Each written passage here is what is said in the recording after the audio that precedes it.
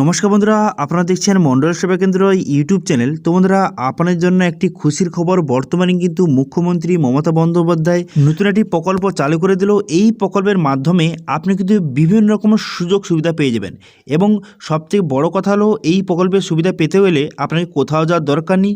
আপনাকে সরকারের তরফ থেকে আপনার বাড়িতে এসে কিন্তু সেই প্রকল্পের সুবিধা কিন্তু আপনাকে দিয়ে যাবে। তো সেই কথা ঘোষণা করলেন মুখ্যমন্ত্রী মমতা বন্দ্যোপাধ্যায়। আপনি মুখ্যমন্ত্রী মমতা বন্দ্যোপাধ্যায় নিজের মুখেই শুনে নিন যে এই প্রকল্পের নাম কি, বা এই প্রকল্পের জন্য আপনাকে কী কী সুবিধা দেওয়া হবে, বা এই প্রকল্প নিতে গেলে আপনাকে কী কী ডকুমেন্টস জমা দিতে হবে, সমস্ত বিস্তারিত কিন্তু এখানে বলে দেওয়া হয়েছে। তো এইরকম নিত্য নতুন আপডেট পাওয়ার জন্য আমাদের চ্যানেলটিকে অবশ্যই সাবস্ক্রাইব করে রাখবেন এবং পাশে থাকা বেল বাটনটিকে অন করে রাখবেন, কারণ আমরা এরকম রিলেটেড নিত্য নতুন ভিডিও নিয়ে আসি। তো চলুন আজকে ভিডিওটা শুরু করা যাক। এবার সবাই লাইভ দেখে নিন যে মুখ্যমন্ত্রী মমতা বন্দ্যোপাধ্যায় কী বলেছে, সেটা একটু লাইভ দেখে নিন। আপনারা নিশ্চয়ই দেখেছেন বা দেখতে পাচ্ছেন, এখানে একটি লোগো আনভিল করা হয়েছে। এই কর্মসূচিটির নাম হচ্ছে দিদির সুরক্ষা কবচ। এখানে আগামী 11 তারিখ থেকে এটি গ্রাউন্ডে বাস্তবায়িত করা এবং তৃণমূল কংগ্রেসের সর্বস্তরে 3.5 লক্ষ ভলেন্টিয়ারকে অ্যাক্টিভ করে বাংলার 10 কোটি মানুষ এবং 2 কোটি হাউসহোল্ডের কাছে বাড়িতে বাড়িতে পৌঁছানো। দিদির দূত হিসেবে তৃণমূল কংগ্রেসের 3.5 লক্ষ প্রতিনিধি প্রায় 2 কোটি মানুষের বাড়িতে পৌঁছাবে। সরকারের যে 15টা ফ্ল্যাগশিপ স্কিম রয়েছে, সেই স্কিমের সুযোগ সুবিধা যাতে সাধারণ মানুষ ঠিকভাবে ঠিক সময়ে পাচ্ছে। নিশ্চিতভাবে আপনারা জানেন গত বছর থেকে দুয়ারে সরকার আমাদের সরকার চালু করেছে। তারপরেও এই কর্মসূচির সাথে সাথে 10 কোটি মানুষের বাড়িতে গিয়ে একটি অ্যাপ আমরা তৈরি করেছি, যা প্লে স্টোরে অ্যাভেলেবেল, যার নাম হচ্ছে দিদির দূত। এই অ্যাপের মাধ্যমে প্রত্যেকটা বাড়ি ম্যাপ করে, এখানে আলাদা আলাদা প্যারামিটার আছে। আপনারা যদি দেখেন, এখানে স্বাস্থ্য রয়েছে, সামাজিক সুরক্ষা রয়েছে, উপার্জন রয়েছে, আবাস রয়েছে, শিক্ষা রয়েছে, খাদ্য রয়েছে। এই আলাদা আলাদা প্যারামিটারে প্রায় 15টি স্কিম, সরকারের যে ফ্ল্যাগশিপ স্কিম, যেমন স্বাস্থ্যসাথী রয়েছে, শিক্ষাশ্রী রয়েছে, কন্যাশ্রী রয়েছে, ঐক্যশ্রী রয়েছে, বাংলা আবাস যোজনা রয়েছে, খাদ্য সাথী রয়েছে, লক্ষ্মীর ভান্ডার রয়েছে, স্বাস্থ্য সাথী রয়েছে, এর সাথে সাথে যুবশ্রী রয়েছে, কন্যাশ্রী রয়েছে। এই 15টা ফ্ল্যাগশিপ স্কিমকে সরকার প্রত্যেকটা মানুষের বাড়িতে পৌঁছে দিতে চাইছে। এবং তার সাথে সাথে আগামী 2 মাস ধরে তৃণমূল কংগ্রেসের প্রায় 350 জন রাজ্য স্তরের নেতা, তারা 10 দিন করে প্রত্যেকটি গ্রামে প্রত্যেকটি অঞ্চলে রাত্রি যাপন করবে, মানুষের সাথে কথা বলবে এবং মানুষের সাথে কথা বলে তাদের অভাব, অভিযোগ, মতামতের কথা যাতে নেত্রী অবধি পৌঁছায়। এবং তিনি চলে যাওয়ার পরের দিন থেকে দিদির দূতেরা গিয়ে প্রত্যেকটা বাড়িতে বাড়িতে সেই সুযোগ সুবিধা, সরকারের যে উন্নয়নমূলক কর্মসূচি, সেটা তারা প্রকৃত অর্থে পাচ্ছে কিনা, তারা যাতে হাতের নাগালে সেই পরিষেবার সুযোগ সুবিধাগুলো পায়, সেটা সুনিশ্চিত করার জন্য 11 তারিখ থেকে আমাদের এই কর্মসূচি বা কর্মযজ্ঞ সর্বজন শ্রদ্ধেয় নেত্রী মমতা বন্দ্যোপাধ্যায়ের নেতৃত্বে শুরু হচ্ছে। এটা একটা বড় কাজ। হয়তো এটা হতে পারে কোনো বাড়ির একটি লোক হয়তো অ্যাপ্লিকেশনটা করতেই জানে না, তাকে সাহায্য করে বলতে হবে গিয়ে যে আসুন আপনার অ্যাপ্লিকেশনটা আমি করে দিচ্ছি, আর এর জন্য কোনো পয়সা করি লাগবে না। বিএসকে কেন্দ্র আমরা চালু করেছি নতুন করে প্রত্যেকটা ব্লকে ব্লকে। সেই বিএসকে কেন্দ্রগুলোতে মানুষের যে কোনো সময় যে কোনো প্রবলেম মানুষ রেজিস্টার করতেই পারে, এবং এটা পয়সা দিয়ে কিন্তু নয়। কেন্দ্রীয় সরকারের আগে একটা ছিল সহায়ক কেন্দ্র, কিন্তু সেখানে ইলেকট্রিসিটির বিল ভরতে আসলে এত টাকা, ওটা হলে এত টাকা, ওটা হলে এত টাকা, এটা করা হতো।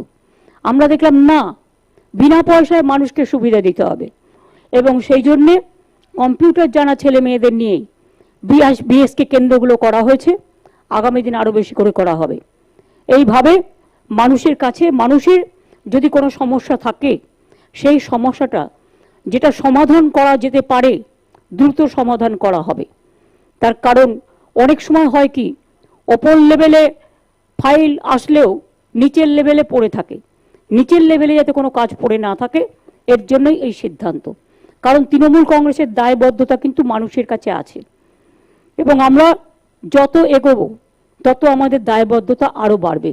এবং আমরা মনে করি কে কি বলল না বলল সেটাকে ইগনোর করে আমরা যেমন পথ চলেছি, আমরা সেভাবেই পথ এগিয়ে চলব এবং বাংলাকে নতুন পথের দিশারি হিসেবে নতুন পথে কাজ করতে শেখাবো, যেটা বাংলা আগামী দিন সারা ভারতবর্ষের কাছে একটা মডেল হবে।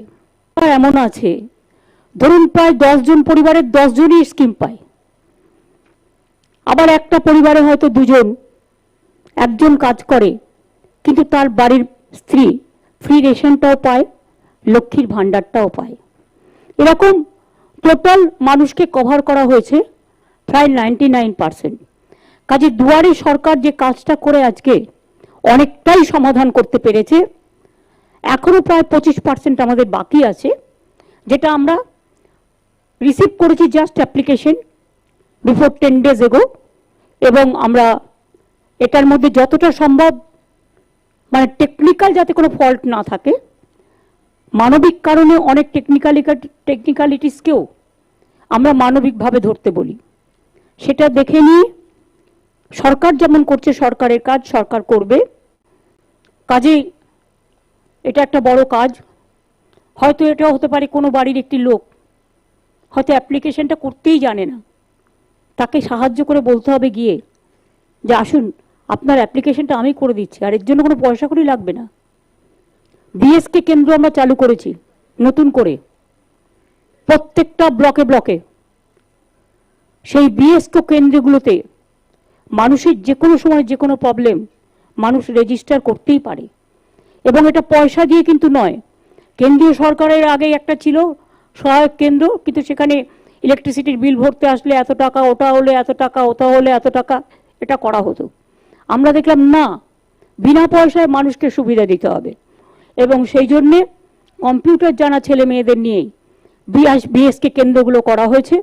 আগামী দিন আরও বেশি করে করা হবে। এইভাবে মানুষের কাছে, মানুষের যদি কোনো সমস্যা থাকে সেই সমস্যাটা যেটা সমাধান করা যেতে পারে দ্রুত সমাধান করা হবে। তার কারণ অনেক সময় হয় কি, ওপর লেভেলে ফাইল আসলেও নিচের লেভেলে পড়ে থাকে, নিচের লেভেলে যাতে কোনো কাজ পড়ে না থাকে এর জন্যই এই সিদ্ধান্ত। কারণ তৃণমূল কংগ্রেসের দায়বদ্ধতা কিন্তু মানুষের কাছে আছে, এবং আমরা যত এগোবো তত আমাদের দায়বদ্ধতা আরও বাড়বে। এবং আমরা মনে করি কে কি বললো না বললো সেটাকে ইগনোর করে আমরা যেমন পথ চলেছি আমরা সেভাবেই পথ এগিয়ে চলব, এবং বাংলাকে নতুন পথের দিশারি হিসেবে নতুন পথে কাজ করতে শেখাবো, যেটা বাংলা আগামী দিন সারা ভারতবর্ষের কাছে একটা মডেল হবে এবং সারা বিশ্বের কাছে। দুয়ারে সরকার তাহলে কবে থেকে শুরু হয়েছে? ইলেকশনের পর থেকে তো। তাহলে দুয়ারে সরকারটা কি ইলেকশনকে মাথায় রেখে করেছিল? ওটা অন্যরা করে, এটা মিউনিসিপ্যালিটিও কভার করছে কেন তাহলে? All the block will be covered. আপনারা আমাকে বলুন, কখনো 6 মাস রেশন দিলাম, ফ্রি রেশন, তারপরে ইলেকশন হয়ে গেল, বন্ধ হয়ে গেল। ইলেকশনের আগে 10 টাকা তেলের দাম কমলো, ইলেকশনের পরে 20 টাকা বেড়ে গেল। আমরা কিন্তু এসব করি না। আমরা যেটা বলি ইটস এ কন্টিনিউয়াস প্রসেস, এবং মনে রাখবেন কন্টিনিউয়াস প্রসেস চলছে এবং চলবে। আমরা যা কমিটমেন্ট করেছিলাম প্রত্যেকটা অক্ষরে অক্ষরে পালন করেছি। এটা আমাদের গর্ব, এটা আমাদের অলংকার, এটা আমাদের অহংকার। মানুষই আমাদের অলংকার। দিদি একটা প্রশ্ন, দিদি